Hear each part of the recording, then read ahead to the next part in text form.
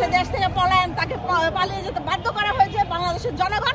আজকে তার মুখে বড় কথা ফুটেছে যে বাংলাদেশে, তার মানে কি বোঝা যাচ্ছে? তার বক্তব্যে তো বোঝা যাচ্ছে যে তার দলের নিষিদ্ধ সংগঠনের নিষিদ্ধ লোকগুলোর কাজ এগুলা। ১০-১২টা ছেলে দেখলে ভয় পায়, এটাও একটা কারণ। এবং আপনি যদি বলেন যে সোশ্যাল মিডিয়াটাও কিন্তু একটা অন্যতম কারণ, মাদক সেবন করে এটা একটা অন্যতম কারণ। এরকম অসংখ্য কারণ রয়েছে যেটার জন্য আমাদের নারীদেরকে প্রতি পদে পদে বাধাগ্রস্ত হতে হচ্ছে, প্রতি পদে পদে তাদেরকে নির্যাতনের শিকার হতে হচ্ছে। এই ফেসিস্টদের পুরোপুরি বাংলাদেশ থেকে অন্য কোনো পরিচয় না। ফেসিস্টরা যখন বারবার ঘুরে আসে তারা কিন্তু অন্য একটা নামে অন্য একটা পরিচয় আসতেছে, সেই মুখই থাকতেছে, শুধু এটার উপর একটা মুখোশ দিয়ে দিচ্ছে। এই মুখোশ উন্মোচন করতে হবে, এই মুখোশ রাখা যাবে না। এবং আপনার আমাদের প্রত্যেকে যার যার জায়গায় অবস্থান থেকে সোচ্চার হইতে হবে। ২৪শে জুলাই ছাত্র জনতা অভ্যুত্থানে যখন আমরা দল পদ নির্বিশেষে, ধর্মবর্ণ নির্বিশেষে উদ্দেশ্যে বলছিলাম এক দফা এক দাবি, সেম ওই অবস্থা থেকে প্রতিটা মানুষকে সচেতন হয়ে বলতে হবে আমার মা, আমার বোন, আমার সন্তান, আমার কন্যা সন্তানের নিরাপত্তার দায়িত্ব আমার, এবং আমার পাশের বাসায় যে মা বোন কন্যা সন্তান রয়েছে তার নিরাপত্তার দায়িত্ব আমার। আমরা প্রতিটা মানুষ তার সরাসরি জায়গা থেকে সচেতনভাবে যদি একটা শব্দ উচ্চারণ করতে পারি যে আমার নিরাপত্তা, আমার ঘরের কন্যা সন্তানের নিরাপত্তার দায়িত্ব আমার, দেন এটা আমরা বাস্তবায়ন করতে পারবো। নারীদের বিরুদ্ধে সহিংসতা, নিপীড়ন, ধর্ষণ, সোশ্যাল মিডিয়াতে যে ইয়ে করা হচ্ছে, হেনস্থা করা হচ্ছে তার প্রতিবাদে এবং আইনের যে অবনতি সেটার প্রতিবাদে আজকে বাংলাদেশ জাতীয়তাবাদী ছাত্রদল কেন্দ্রীয় সংসদের পক্ষ থেকে ছাত্রদলের মানববন্ধন ছিল।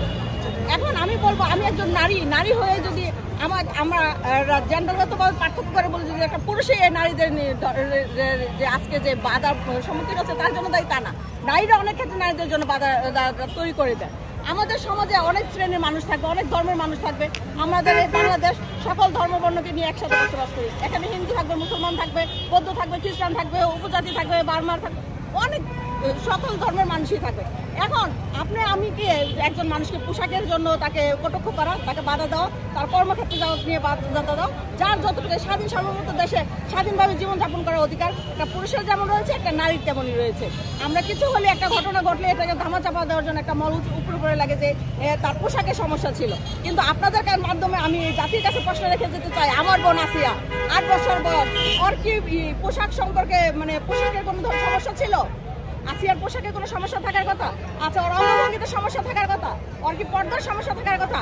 না, সমস্যা হলো আমাদের মেন্টালিটির। আমরা কি করি, একটা নারীকে ছোট দেখানোর জন্য তাকে পণ্য করে ফেলেছি, যেটা ২০০ বছর আগে বিলুপ্ত হয়ে যাওয়ার কথা, আজকে আমরা সেটাকে ইয়ে করেছি। আপনারা দেখেছেন ১৯৭১ সালে বর্বর পাকিস্তানি পাক বাহিনীরা কিভাবে আমাদের মা বোনের ইজ্জত নিয়ে খেলা করেছে, সেম খেলা শুরু হয়েছে। আর আপনারা প্রশ্ন করেছেন যে সাবেক প্রধানমন্ত্রী, আসলে আমি ওনাকে নিয়ে কোনো কথাই বলতে চাই না। ওনার মতো একটা ব্যক্তি, উনি তো একজন সর্বপ্রথম নারী।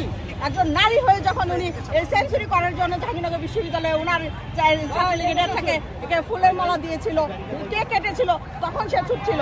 যখন তার দলের নেতাকর্মীরা আমাদের মা বোনের ইজ্জত নিয়ে খেলা করেছে তখন সে চুপ ছিল।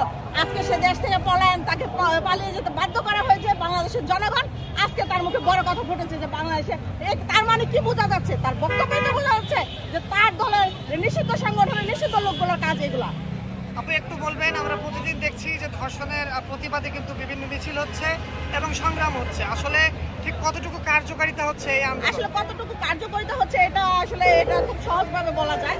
আপনারা দেখেছেন গতকাল আমাদের নারায়ণগঞ্জের ছাত্রদলের পক্ষ থেকে একটা মশাল মিছিল করে ফেরার পথে আমাদের এক ছোট ভাই, আমাদেরই এক নেতা ছিনতাইকারীদের কবলে পড়ে মৃত্যুবরণ করেছে।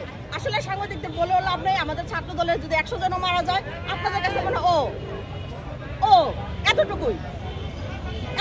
মানে আমরা যারা ছাত্রদলের নেতাকর্মী আছি, যেরকম বৈষম্যের শিকার হচ্ছে আমরা বিভিন্ন ক্যাম্পাসগুলোতে, যে তারা যদি একটা মহল আছে তারা যদি কিছু করে তাহলে ঠিক আছে, কিন্তু ছাত্রদলের সাথে জড়িত, ছাত্রদলের ভাই বোনদের সাথে চলাফেরা করে, এটা তার মারাত্মক অন্যায়।